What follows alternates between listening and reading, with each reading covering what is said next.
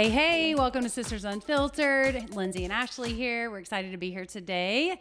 Coming up on a busy weekend for us, but before we get started, just like, comment, share, whatever. We would love that. We have been getting more comments, just maybe they're personally, I don't even remember, but like I feel like more people are commenting, just on Instagram and things like that. So that's exciting. I feel kind of bad because I kind of forgot that we have an email address.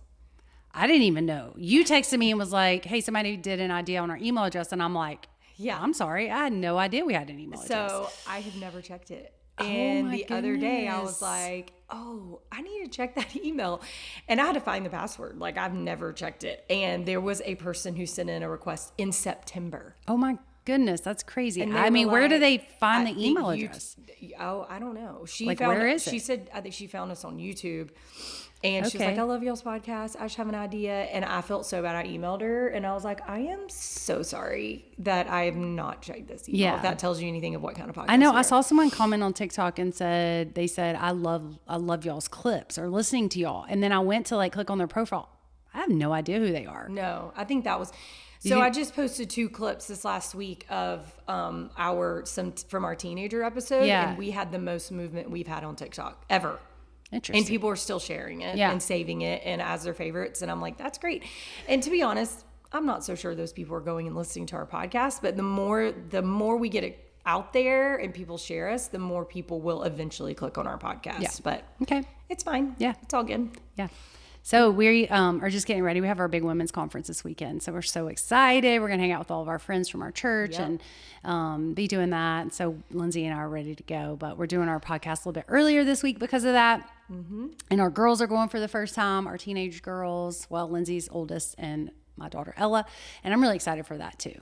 I don't know if they know what to expect, but I think they're gonna have fun. No, I mean, Anne-Marie asked me if it's like Wave Conference, which is the student conference, which it is. It's similar. It's actually a little shorter than that. So they do know what to expect when it comes to that. But I'm excited just about our location. The women, there's 40 women coming from our location. Yeah, I think 45, which is actually really good. Yeah, for the size of our location as of now, and I'm so excited about them experiencing it. Yeah, and I genuinely love this women's conference. Yeah, I do too. I love a women's conference anyway. That's right. But I do just, there's a lot that's put into it and a lot of prayer. And, we went to it for years before we ever were a part of this church. Oh, right. Yeah. And so now we're on the flip side of it and we get to see kind of the behind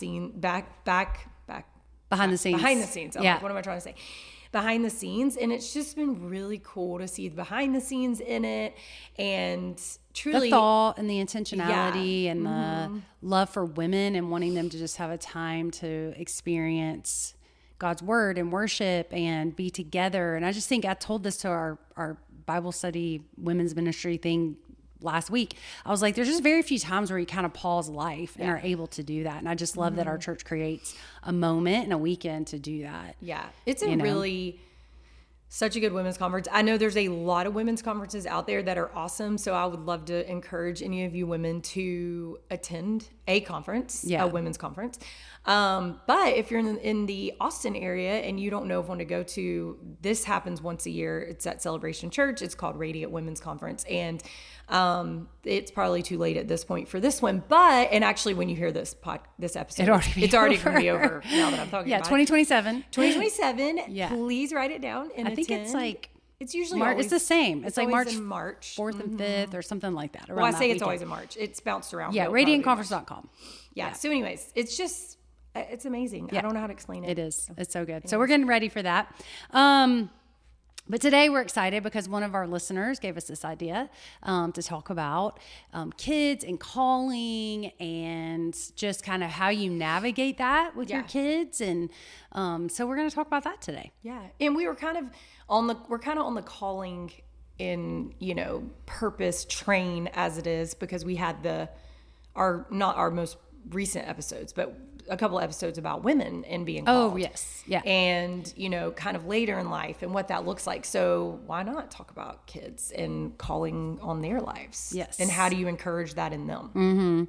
And maybe kind of just the tension of guiding them, but not controlling and we've talked about this in the teenager podcast, episode, kind of putting your wants and passions and maybe calling and talent on your kids because you think that's what they need best, and really God knows best and has really created them in such a way that he has a plan for each one of them that can look very different.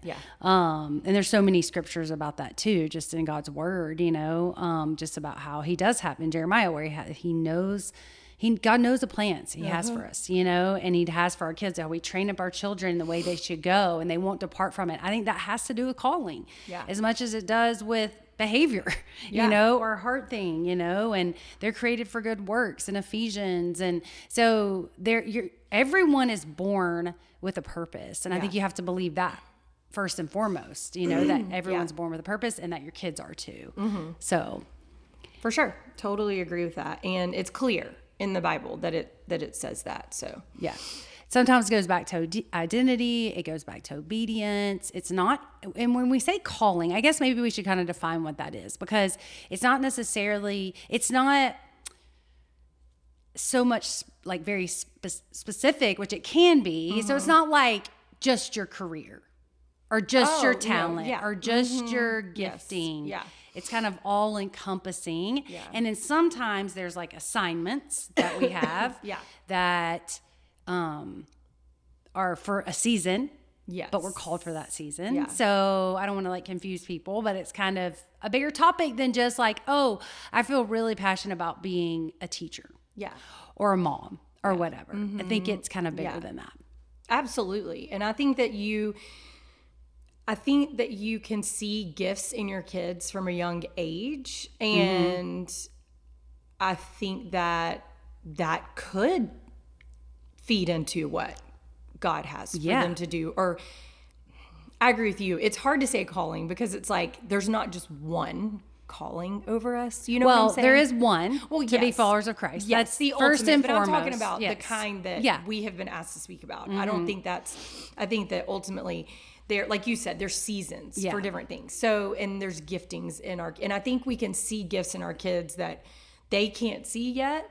And I think that if we're doing what we should be doing as parents, that we can pray and ask the Lord, like, we can help cultivate it. Yes. Is this something we need to cultivate? And then guess what? It could fall flat. And that's also okay. I think what we have to be careful with as parents is, like you said, control, like attaching ourselves to the calling we think, like dying on that hill. That's right. Like that, I saw that in you when you were little, and that is what you're supposed to do. And I think that, and then you never leave room for anything else. And I think sometimes like we can be called to something and it doesn't come to fruition for 20 years. Oh, absolutely. Or, you know what I mean? And so like, but it doesn't mean that those 20 years before that are wasted by any means. Anyway, it's a whole thing. Now that we're diving into it, I'm like, whew, this is a lot. Okay.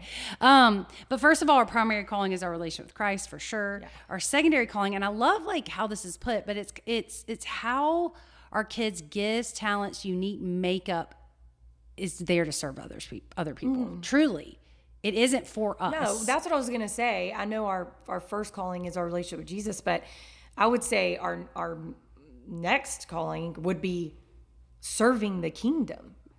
Like, what do we do on earth to serve the kingdom, which is to reach people for the Lord, which is to serve people. Right. So I would say that falls exactly into that. What did you think about like calling and stuff as like a kid? Did you look at it like ministry? Did you like that was like full-time ministry as a call? Like, was it only calling you had? Like, how did that evolve? I was trying to think about this question earlier. I mean, I don't remember thinking about calling. I mean, I remember that I was good.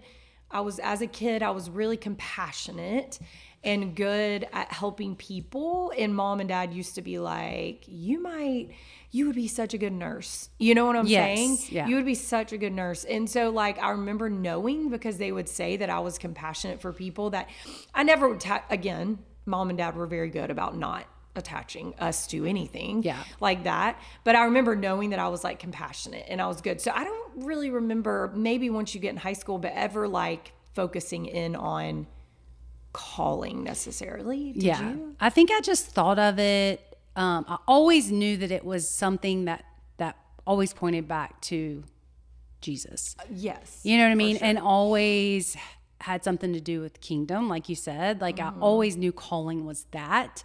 And then, you know, I think if you grow up in church, like you definitely go through times where you're like, what am I called to do?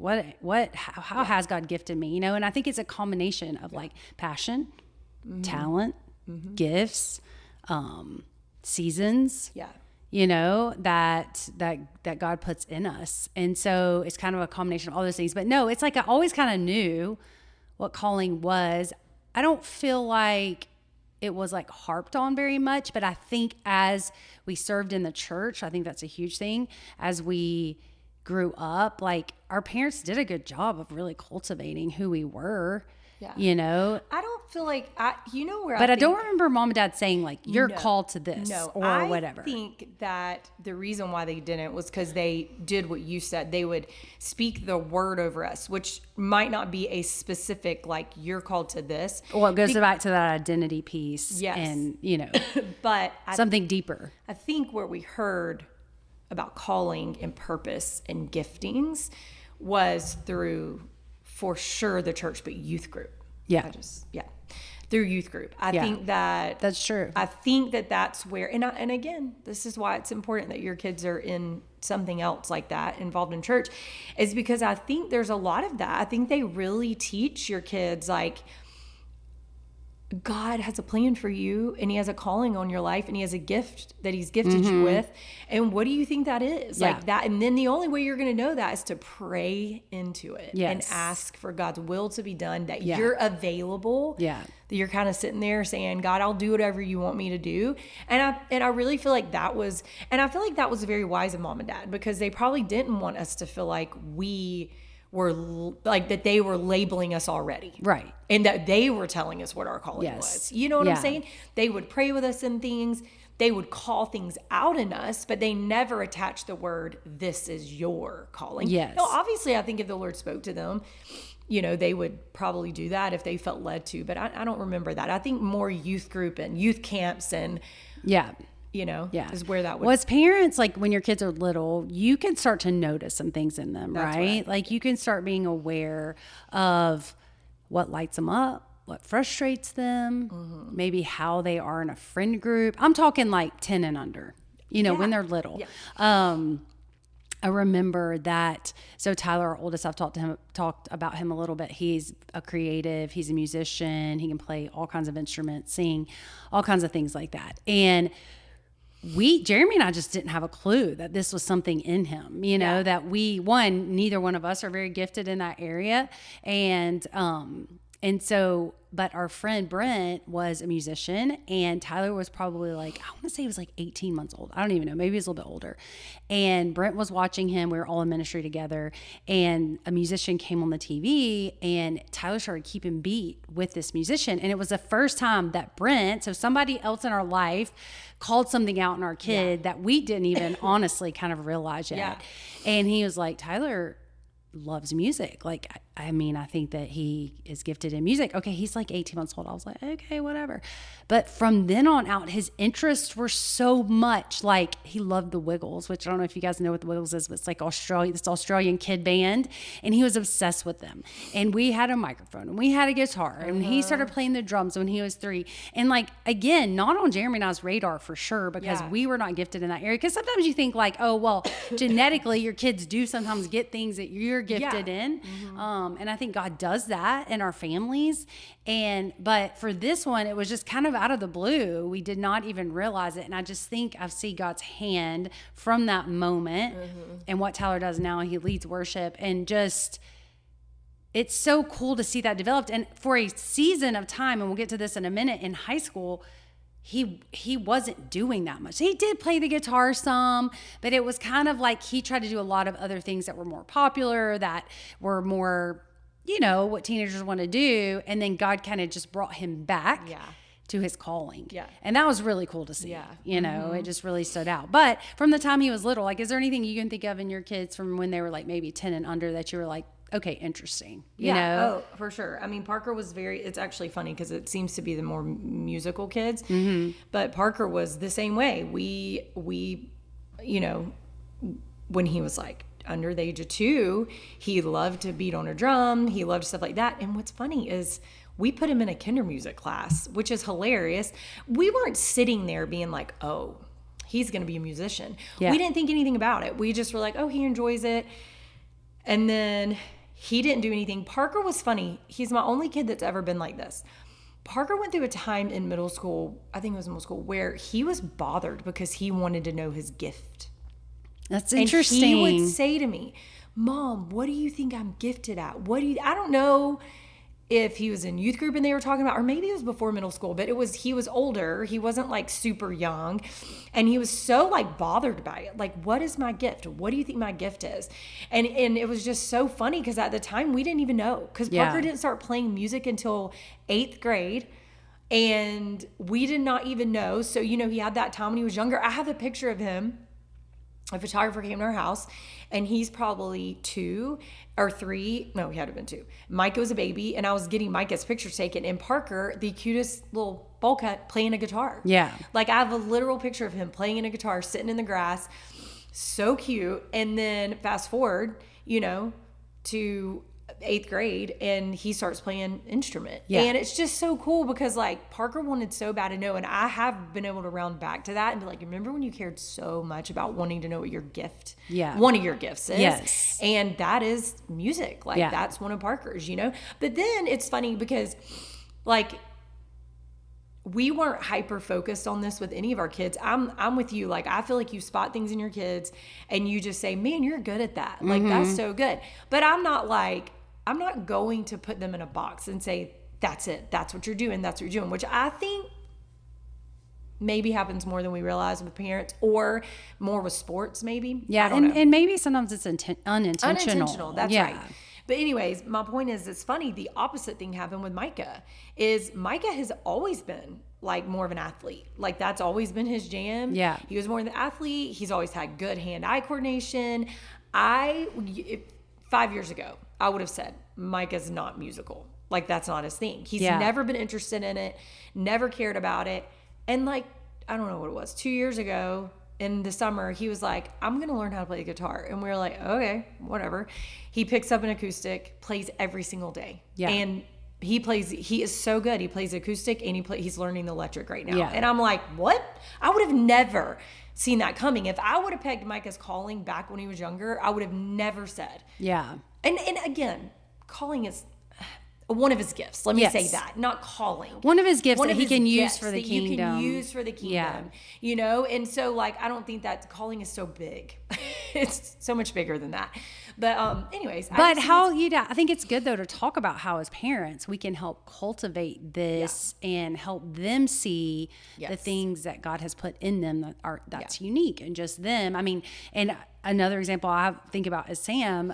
He has been a leader from kindergarten, but for a while that sometimes didn't go in the right direction. He was a leader. He was leading in the wrong way. You know what I mean? But we did know like God's going to use this kid one day in a mighty way, but we're going to have to steer him in the right direction. Yes. But it was obvious that leadership was something he was gifted in. It was very, very strong. Very strong, obvious. Very early, you know? And then you'll have other kids that it might take a little bit more for you to kind of realize, like, not the things that they're necessarily good at, but kind of like that they're just a little bit more under the radar. Sometimes it can be very obvious, is my point. Sometimes you need other people to speak into their life and tell you like, hey, you know, your kid's probably pretty good at this, you know, or sometimes kids can kind of fly under the radar, and you kind of have to really pray and ask God to help you to kind of see those things, call those things out in your kids.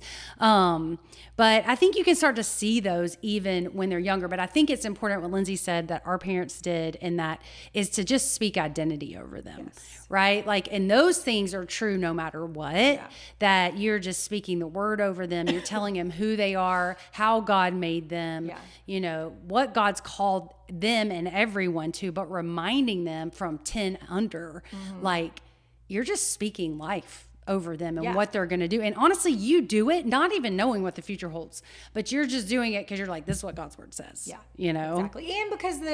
And because again, as much as we believe that God has a calling on our lives and purpose and gifts, again, it's not what defines us. Right. It's not where our worth is. Yes. You know what I'm saying? Yeah. So it's like, and it's probably better to be like noticing character things and broader things, and like specifically like you're an athlete, you're going to play in the NFL one day. That's not what I'm talking about.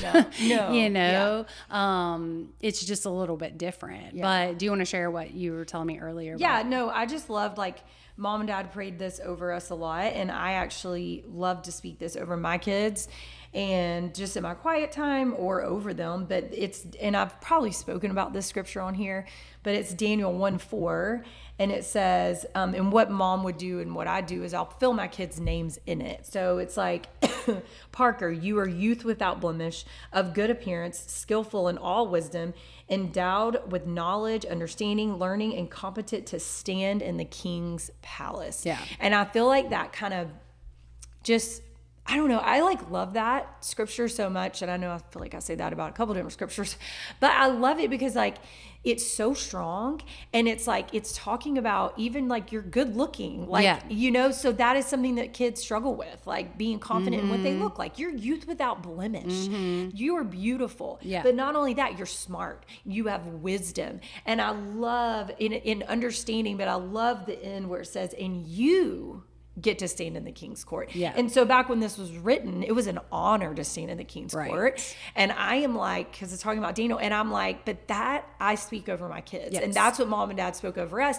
And to me, that covers it all. It covers it all, right? So like, it covers everything. It says you are gifted. Yes. You are going to succeed. You are confident in who you are because you get to stand in the king's court. And I don't know. I love it. I'm super passionate about it. And I think that if your kids can understand that and understand that God does have something for them, that it falls into place organically and in the time that God wants it to. Yeah, absolutely. But I think what we have to be careful is not hyper focusing on it. Right. Yeah. Or not focusing on it at all. Yeah. And so, right. So I think you can go one direction or the other, like hyper focusing on one thing that you think your kid is so good at, and that's all, or never even acknowledging the fact to your children that like God has you were gifted. Yeah.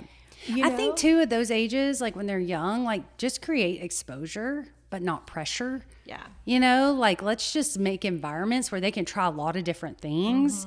If you can do that, let them try different things. I think what we talked about, serving together in a church, being in the church, you know, you sometimes can see giftedness in kids also. Like our girls absolutely love to serve in kids' church. And like, it's one of Ella's favorite things that she does. My kids, I my mean, girls love it she too. loves it, but I don't know if she would have had that opportunity otherwise, especially because she's only 15 right now. And just that opportunity to do that. And then I think also that we are modeling what God's called us to do as parents, and that they see that and that we talk about that. Yes. You know, I think sometimes we forget to talk to our kids about those things, you know, like, and isn't bragging about yourself because that's a God thing, but like saying like, you know what, God's given me this opportunity and I think he's called me to do it. And you're speaking and telling your kids those things. Yeah, I have. So just, you know, we have 5 kids each. So you're going to have all over the spectrum of kids, like you said, that some of their gifts are more obvious than others. And some care more about knowing their gifts. Well, I have one kid and she is gifted in music, and we've had to push her. And we did not have to push our boys in that area. And I even was like, Lord, am I right for making her do something? Because that's been hard, because I don't want to force my kids to do something. But I know that the reason why she's nervous, and that's why that's what's holding her back. But we see the passion, we see her being gifted. But what I was going to say about you modeling that is, we have really encouraged her, which she loves it. But one thing I've done is I've been, you know, being asked to do some things at church that make me super nervous, but I've done them. I've talked to her about it. Yeah, that's great. I've been like, hey, like I got asked to do this one thing, and I'm going to be honest, I want to say no. Yeah. Because it makes me nervous, and I get real nervous when I'm up there, but I'm like, but I'm not going to not I'm not going to let nerves be what keeps me back from the Lord using me if this is the area he wants me to be used in. Right. And so I've been able to talk to her about it, and then just all different things. And so it's been cool because I think she sees me being nervous. Yeah. It's not just her who's nervous. It's me too. And I think that gives our kids, like when we kind of share our experiences with them, instead of them just watching us get on stage. Right. Oh, my mom just does that. Like she doesn't care. Like that's not hard for her. Yeah. They see that. Right. We're taking them through it with us, yes. you know? Yeah. And of course you can't like zone in on it, be like, oh, I'm so nervous, whatever. You just have to be careful how you like talk about it. Yeah. But anyways, I just think that's right. I think leading by example is another thing. I really think churches, I feel like every one of our episodes we're like church. Yeah. But truly, how else do you, so gifting and calling is not just athletic ability or so my point is like, I guess, like, how else would you even know what your kids could be good at if they're not in like a church environment? Yeah, I mean, I think you can, yes. I mean, I think it is exposure. Being in a church environment helps. I think it can magnify and elevate those things quicker because you're in that environment. But I also think just being aware. I mean, I think like different giftings. You do, but I guess I'm just and passions. And I guess I'm more, and you can without being in a church environment. That's not what I'm saying. I just guess I'm thinking like as they get older, because when they're younger, you can be like, oh, they're like so athletic, or look, they like music, or they're so compassionate. But I think as they get older, I guess maybe my question is this: where are people putting their kids in an environment where they can see that more? Yeah. If it's not church. Yeah. As they get older. Yeah. Does that make sense? Yeah. I mean, because it's more than just ability sometimes. I don't know. Anyways, it's just, I'm just throwing it out there. I don't know.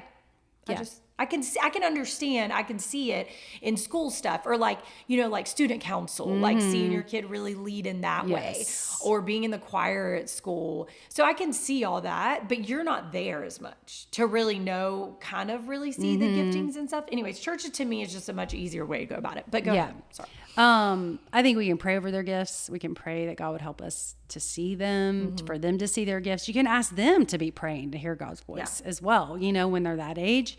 And then that they just like are obedient in it. Just like your example with one of your kids about like being nervous, but still saying yes, like you being nervous and still saying yes, like being open to that, which I think is awesome. But also like, and we kind of just touched on this, but as they get into those middle school and teen years, I do think that's where fear creeps in. Yeah. And like, I do think that's when you're more aware of certain things, being nervous.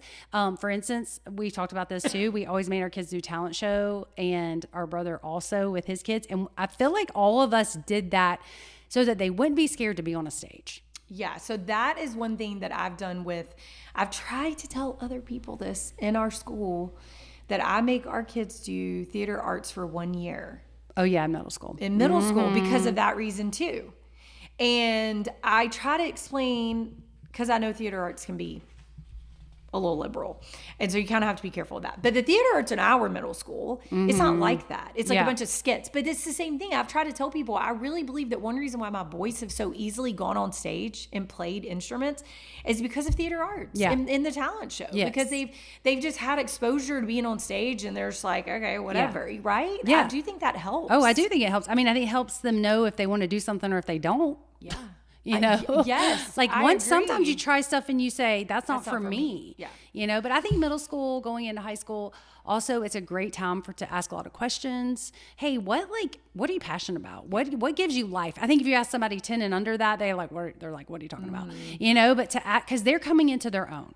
Yeah. They are adopting, a lot of times starting to adopt their faith as their own, not just yours. Yeah. They want, like Parker asking, like, I want to know, what am I good at? I think middle school is a huge identity time for kids, where they want to know who they are, what they're good at, where they belong, all of those things. And this can really play into that, And so, it's, instead of telling them, I think it's more of a guiding them in that. And so those have to be questions and conversations. Yeah. And also, sorry, this is me. I might be going off on left field here, but have you ever done anything that you're like, just, you're just thinking, you know what? Maybe they like this. And you just go like sign them up for a class or get them something. That doesn't go so well.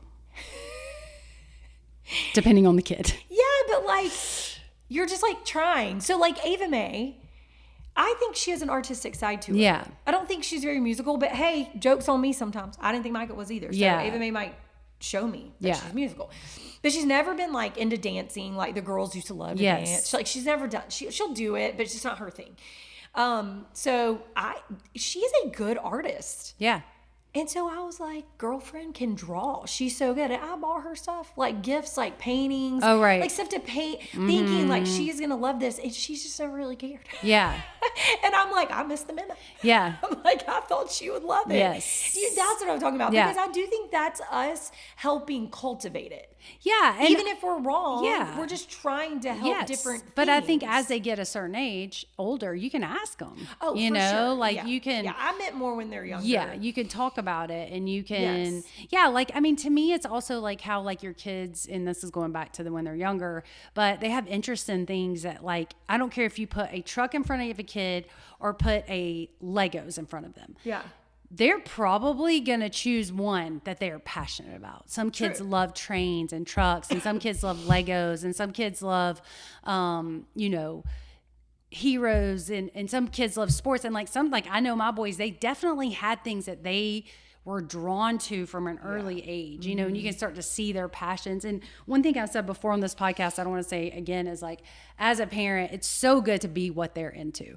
You know, like even if it's not what you're into, maybe it's something that you have never, like you can get uncomfortable for a little bit and be into what they're into. And I think it's going to help your relationship with them, because it might be something just out of left field that you just never, ever thought of before, you know? But, and so I feel like in those middle school, high school years, you're kind of navigating that with them and doing it together.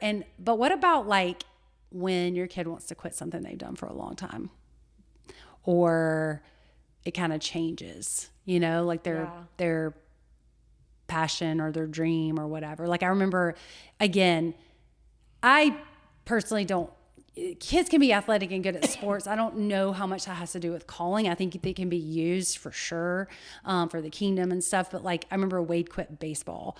Like, I don't know, he had played for years and then started playing tennis and went on and played in college. But like, and I'm not even talking about sports necessarily, but kind of when something shifts and changes, like as a parent, maybe you're disappointed or whatever. Can you think of anything like that?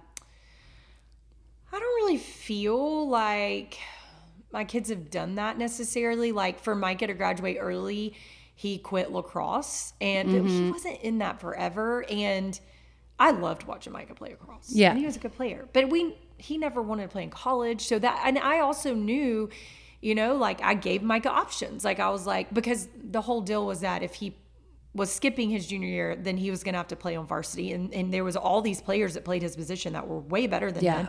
And he just said, I'm never going to play.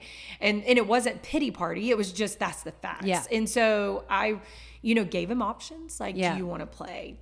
Do you want to grind and get good this summer and play varsity? I gave him options, and he was like, no, I'm good with this. So like that didn't bother me. I will say like Parker is a very good bass player, and he is in college right now, his freshman year, and he's not playing anywhere. And I've had to really just be like, Lord, you're going to work it out. And if that is what you have for him to do, when the time is right, God's going to open up doors for him to play. Yeah. But he plays every day in his dorm room. Yes. You know? And so like that has been something for me, like not disappointing at all. Right. But more so like I've had to just keep my mouth shut. It's such it's such a balance in high school and college, as even having adult kids.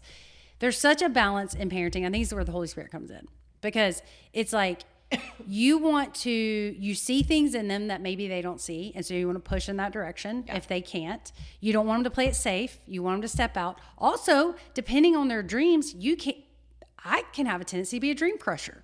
Yeah. And be like, okay, that just seems a little too out there or too big or whatever. But in some ways, I feel like God said, you know, just some dreams that Sam had in high school that like, I feel like if Jeremy and I would have been like, yeah, you can't do that, I just can't imagine. I feel like we would have been stopping something Yeah. that happened, that has happened just with ministry and stuff. And so it's just that constant dance and balance with each individual kid. Yeah. So this is so very individualized. And I mean, I need the Holy Spirit in me to lead me, guide me in, and do I push? Do I back off? That's my thing. Do I say something? Do I not? Do I get someone else around them that's a leader or a friend to kind of, I don't know. Speak into it. Yeah.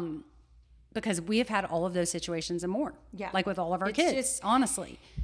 It's just like this. But it's not a bad thing. No, it's just like a balance. And it's just knowing like that, the Lord has a plan, but how can we as parents make sure that we do the best we can with encouraging it, but not being pushy. Yes. But maybe also there's times where we do have to step in and say, you're not going to quit that. Now, once they're adults, you can't do that. Or college, really. No, But ideally. But when they're younger, you can. And so it is a very hard balance. Like, that's why I had a hard time with Anne-Marie, because I was like, I see gift in her. Derek does too.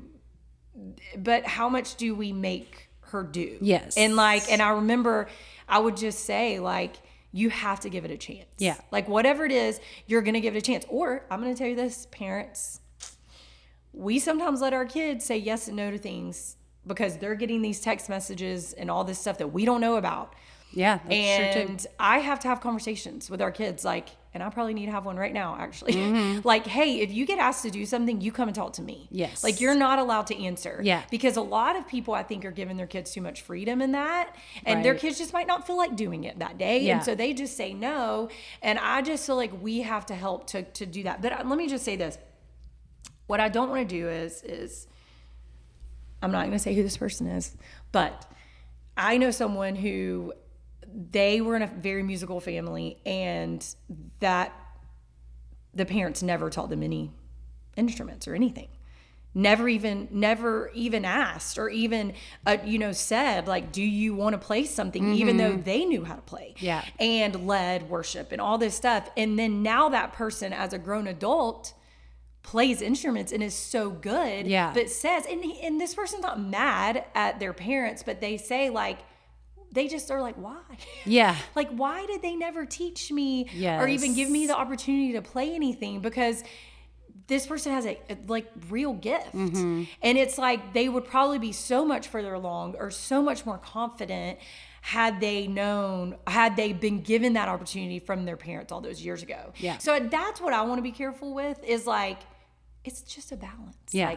Like, making sure we're giving the opportunity, which sometimes opportunities are also money, and sometimes we don't have the money for that. Oh, and that's yeah, okay absolutely. too. Yeah. That is okay too. But if they are called to something, and if they are supposed to be doing it eventually, God will make a way for He that will to open happen. up doors, Yes. and He will make a way. Yeah. Yeah. So don't let finances and things like that make you be scared that your kids are going to miss it, because I think that that's a lie from the enemy as well. Is. Yeah. Because there are definitely times in our season of parenting and lives that we couldn't, afford for our kids to be taking a million lessons in different things or whatever the opportunity was. But God always made a way and opened doors for it, and so you don't have to be so, but I think listening to the Holy Spirit, praying, having the conversation with your kids, so at least they're exposed to even know that God made them to do something. Yeah.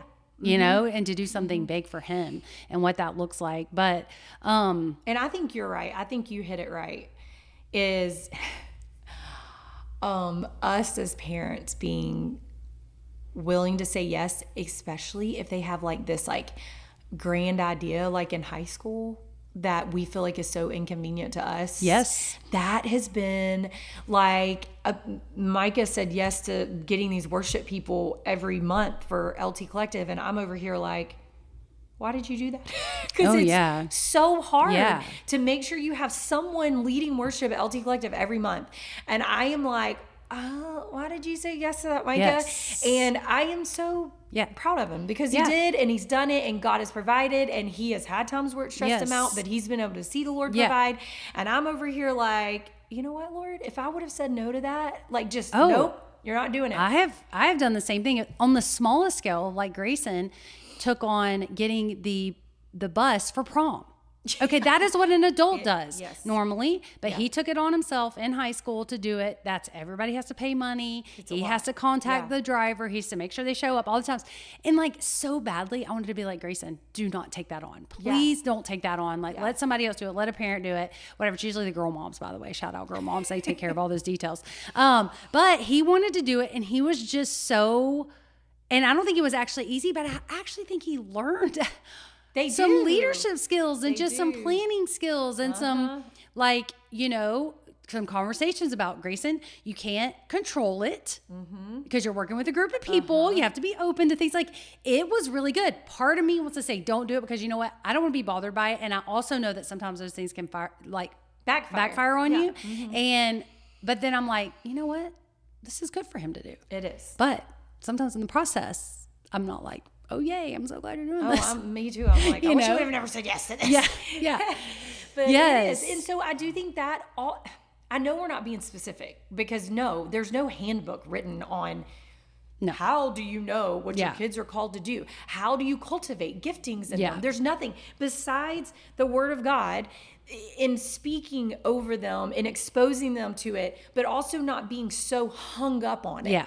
Right? And it's like, besides that, we can't give the answer to, I can't tell you. Like, I know this. I know our kids are called to serve the Lord. And to do, and He has gifted every single one of them with something that only they can do 100%. To serve His kingdom. Yes. And they're going to do it. Because, you know why? Because Derek and I believe that they're going to do it. And we speak that over them. And as parents, I just want us to be open to whatever it is God wants us to do from now until when they're adults. That we'll do it. Yeah, I did this talk not very long ago just about gifting and like fruit of the Spirit, right? And how like your gifts is something that comes easy to you that might not come easy to someone else, right? You can see those things in your kids, you know those things in yourself. But fruit development is character development, but all of that goes together with your kids in teaching them about calling, about identity, those kind of things. So as a parent, we have to cultivate both of those things. That's right. And not be so heavy on one or the other, but they have to be both. Because we have a tendency to be more heavy on the gifting than in the character building, which is actually harder and takes a lot more work and intentionality. But I'll read a couple of these things and then you can tell me what you think about them. But there's a few ways we can, and we've talked about it, we can help our kids discern their calling. We can affirm identity before ability. I think that's important. Like, hey, we used to tell Sam, like, you're good at football, but that's not like who you are. Football's not who you are. That's not your identity. You're good at it, but it's not who you are. Expose them to service. We talked about that. Because that also, you can see a lot of people's passions come out in serving. Teach them to listen to God. That's just cultivating their own relationship with the Lord. Encourage risk-taking. And sometimes it's going to be risk-taking as the parent and the kid, I think. And then just like kind of model that it's your own calling and journey. Like and so like pitfalls, opposite of that is projecting like unfulfilled dreams. We talked about that. Like as parents trying to put something on our kids that maybe isn't theirs. Comparing siblings. We didn't even talk about that, but that's a big one. That is a big one. It is a big one that you have to really navigate and be careful about. It kind of goes back to sometimes how the giftings are more obvious. We have a tendency to latch on to that. And praise that. And praise that. And be very loud about one that might be like very obvious, but then the other one that might not be as obvious. Correct. And if you're doing that, which I think it's easy to fall into that. It is, yeah. I mean, I'm sure I've fallen into it for sure, not even realized it. But find something about the one that's not so obvious that can be praised also. Although again, we have to be careful praising our kids for their abilities, but I still think it's encouraging. It's calling out in them that they're good at things, just praying that we as parents recognize when the Holy Spirit's speaking to us. It's just something to avoid, right? Comparing siblings. I love this one. Equating calling with income. Yes. Yeah. I think we just know that's not always the case. No. No, I agree. Confusing comfort with God's will. That's also a pitfall to avoid. And then just over spiritualizing normal development as well. Sometimes that goes back to that character development, right? Like we're not going to, I don't know. We just have to be very careful on how we're teaching our kids these things, how we're exposing them to it. I don't know. What do you think about those? You did over spiritualizing normal development? Oh, I missed that. Sorry. I was reading them. I think that might mean like just praising something that is just, I don't know. What do you think that means? Over spiritualizing normal development? Oh, for sure. I think it's over spiritualizing would be like, like just normal things your kids do and you being like, oh, that's God's will for your life. You were able to, throw a football. Yeah. Well, God's will is for you to be a quarterback. Like it's like that lady that came up to us in the stands that one time when Sam was playing football and her child was like, 8 years old? She was like, She was like, my son's going to be the Lake Travis QB. You know what? That's great. I'm glad you think that. To me, that's over. Yeah. Like he's 8. Yeah. Okay. Like maybe he will be. Yeah. You know what? I've seen it happen. Yeah. But he might not be. And you're over. Spiritualizing would not be the word for that. But you're just like overdoing it. It's just like you're way into everything that everything is their calling. Right. Like, oh my gosh, you can cook. You're going to be a chef. God says it, It's just like always using the word, the Lord's will. Yes. You just probably have to be careful with that. Yeah. I think that, I think for sure projecting your unfulfilled dreams, I think that is I think that's probably a huge pitfall for a lot of people. And you don't even realize that's what you're doing. Yeah. Good thing for me is I never had unfulfilled. I never had dreams. I believe my dreams were met. Yes. Yeah. But I do think, and I'm laughing about that, but like, I never tried to be some huge singer or performer. I think what happens is when parents wanted to be something big and they never were able to, I feel like you see that a little bit more in big things. Yeah. And I think too, like to the parents' defense, you love your kids so much. That's right. You want what they want. You want them to be happy, whatever makes them happy. You want them to be happy. And I think that's like a normal parent thing. And sometimes you want what you didn't get to have. That's true too. And so you're just trying to give them something that you didn't get to have. Yeah. And there's nothing wrong with that at all. Yeah. I just think it's not hanging your hat on it. That's right. I think that's because that's where the disappointment might come in later. Or your kid and that feels kind of like thing. the only thing they can do to make you happy is to do that one thing. Right. Or they are so good at this thing, this talent, and they do it forever and then it goes away after high school or after college, and then what? Yeah, exactly. And so those are just the things we need to be careful about. But I also do think they're right about confusing comfort and with God's will. I think that is because guess what? A lot of times these things are not always easy. Yeah, no. They're not comfortable. They're actually pushing you out of your comfort zone. Yeah, stretching you a little bit. They are. And so like comfort is not always, I think where you have to be careful with that is confusing comfort and peace. Yeah. You know what I'm saying? But anyways, those are good. I think those are really good. I was still stuck on the whole teaching them to listen for God. But I was stuck on that. That's what I was reading earlier. I think that's a big one. I know we talked about that. But I think like anytime, if your kids ever do come to you, which they might not, like Parker was the only one out of 5 kids that asked me what his gifting was.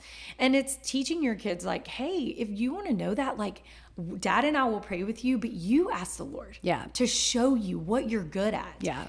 And it's teaching them. And I know you kind of touched on it, but it's just teaching them to like, hear what or like Micah, like when he wanted to play guitar. I mean, I didn't say this, but I probably should have. Like, that's awesome. If that's what you want to do, ask the Lord for help and he will help you do it. Yeah. You know what I'm saying? I almost see it like a scale. Like when your kids are little, like the scale is way up on the parenting, discernment, your relationship with the Lord side. Yeah. As they get older, that scale starts to come down, get even. And then as they're a young adult, the other side should be high because they have a relationship with the Lord. They're hearing from the Lord. Exactly. You know what I mean? And to me, that's what it kind of looks like in parenting kids and with everything, but especially their calling, their identity, who they are, that they are taking that ownership. They have to. Of what God's called them to. And I think we have to teach them to do that. Yeah. That even though, like you said, when they're younger, it's like kind of under our control. Yes, it is. And then it's like the older they get, it's our job to teach them that the Lord speaks to you just like he speaks to me. Do I think that prayer from parents is powerful? For sure. Yeah. But I also think it is more powerful if it's coming from them. Yeah. And I mean, this might not sound great, but like I kind of feel like the weight is heavier on us. And then we start handing them that weight. Like the weight is on you. It's true. as It's you just- get older. Yeah, it's just like teaching your kids to pray for, if they're sick, to pray for their own healing, like the older they get. Yeah. Like, truly, like, because we're having to pass the baton. Right. Truly. Yes. Like, right? Like, we're having to say, hey, like, and mom and dad were so good about that stuff. Like, okay, we did this. We did it for you, with you, alongside you, and now it's not that we're not still doing it alongside them. Of course, but now it's going to be you're doing it for yourself, and it's like, and then God is so clear in his word that like, it is powerful for us to be speaking over our own selves. Like we have authority. Yeah. Like our kid. So once your kid does have authority, it's in spiritually. Yes. Anyways. Yeah. I don't know. But I think it's good. It doesn't all ride on us. No. God has a calling for them, and like we don't have to manufacture that. No. We can let God lead us in that. And then just that, and we've said this too, God loves our kids more than we do. And that's hard to comprehend, hard to wrap your mind around. For sure. But he loves them more than we do. For sure. And our decisions, I just always just think like, what do I know? Because God, I mean, really, like, Right. I mean, I God never knows- want to limit. I never want to what limit what God has for them. And I don't want to control them when it comes to anything. Gosh, I would feel so bad if they didn't feel like they could do what God has called them to do because we were holding them back. Yeah. Yeah, I agree. So, okay. Well, I hope you guys enjoyed that. I kind of enjoyed that too. I was like, this is really, because we still have kids in this process, by the way. For sure. Like we haven't come to the end of that by any means. And so this is really good to conconcentrate on for me today. Yeah, Just it's some good reminders of what to Yeah. pray for, Yeah. how to be, how to encourage. Maybe to ask some questions for me. I was thinking of questions that I probably need to ask Ella, that I just haven't lately. Because sometimes you think you can think for them, but honestly, it might surprise you asking them some questions. It does. It really does. Yeah. And I think too, like one thing we didn't touch on is, and I know I touch on this all the time, is teaching your kids to be confident in who they are. Yeah. Because I do think that helps a lot. Yeah. But I think if you're doing this stuff, that's going to happen naturally. That's what I was going to say. I think if you're doing that, they are walking in confidence. And if your kid isn't confident in who they are, it's not too late. Yeah. You start working on it now. Yes. What do they want? What do they want to do? Yeah. What is their ideas? Maybe some of them are terrible. I don't know, but you never know. Yeah. I think I have confession of the week this your week. Remember? We do not judge. We observe. We observe. We do not judge. Observe. We're just observing. We're not judging. Yep. No, I'm just kidding. I kind of went back and forth between two of them, and maybe I'll just save the other one for another time. But this is really a funny one, and actually it's turning a little bit. And some people, my friends, all know this. But my confession of the week is that I sometimes love when Jeremy goes out of town. And I feel bad because we've been married 27 years this month. Yes, 27 years this month. And he is my best friend. We do so much together, all that kind of stuff. But I remember he barely went out of town and hardly ever when we were raising our kids or anything like that. And I'm thankful. I would not have to say all this. I would not want a husband that travels for me, for us having 5 kids, for just our teamwork. That wouldn't have worked. Yeah. Okay. So I love that he's home. We do everything together. We're so close. But I remember getting giddy when he would go out of town just for a couple of days or whatever. Cause I'm oh my gosh, I can watch the shows I want to watch, which are probably girly shows that he doesn't want to watch. We'll eat cereal for dinner. I'm not going to make dinner. Has Jeremy ever said, Ashley, you can't watch this show or you can't have cereal for dinner? It's just expectations you put on yourself. It's just what you do. Right. And I think it was just honestly being a stay-at-home mom. I kind of feel like it was just breaking up the routine a little bit, and it was kind of fun. Yeah. You know what I mean? But now, funny enough, I was just thinking about this too. He has gone out of town a few times this last year or whatever, more. And actually, I'm kind of bored.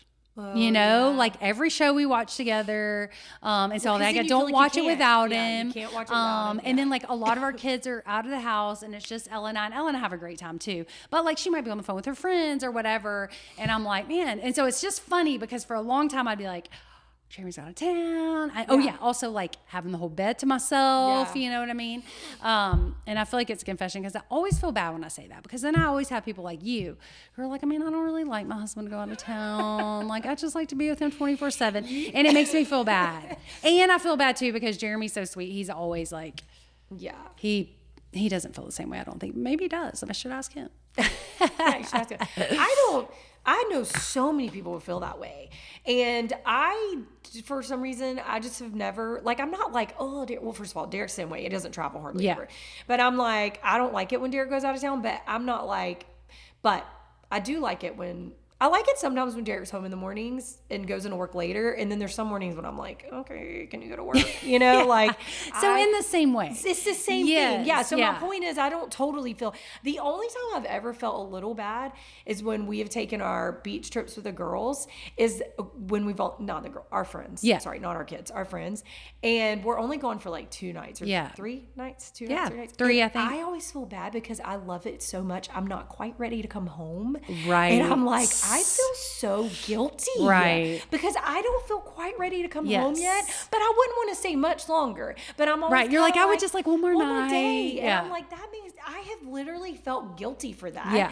But I do really like Derek to be here. But I have heard, I have a friend who listens to our podcast who just told me this the other day, and she loves to be with her husband, but she was traveling. He was gone for a couple nights, and she was like, I'm going to be honest. I feel really bad saying the same thing. I feel so bad saying this, but I really like it when he goes out of town. But just for 2 nights. Yes. Like not any longer. Oh, I feel the same way. Nights, like I don't want him gone longer than like 2 nights for sure. Yeah. But yeah, no. Just for a long time I felt really bad about that. But actually the tables are they're kind of turning a little bit. Yeah, but you shouldn't feel bad about it because everybody I have heard more people say that don't. Yeah. So, but for whatever reason, I just don't know. Yeah, it's so funny. Here. But that's anyway, so confession funny. of the week. I'll save my other one for a couple weeks. Ladies, is there anybody else out there that feels the same way? Because I have a feeling there's a lot of women out there that feel the same way. Mom, I think, felt that way. Yeah, for sure. Yeah. I think I remember. Yeah. That was good. Yeah. All right. Okay. Well, we'll chat later. Bye, guys. Bye.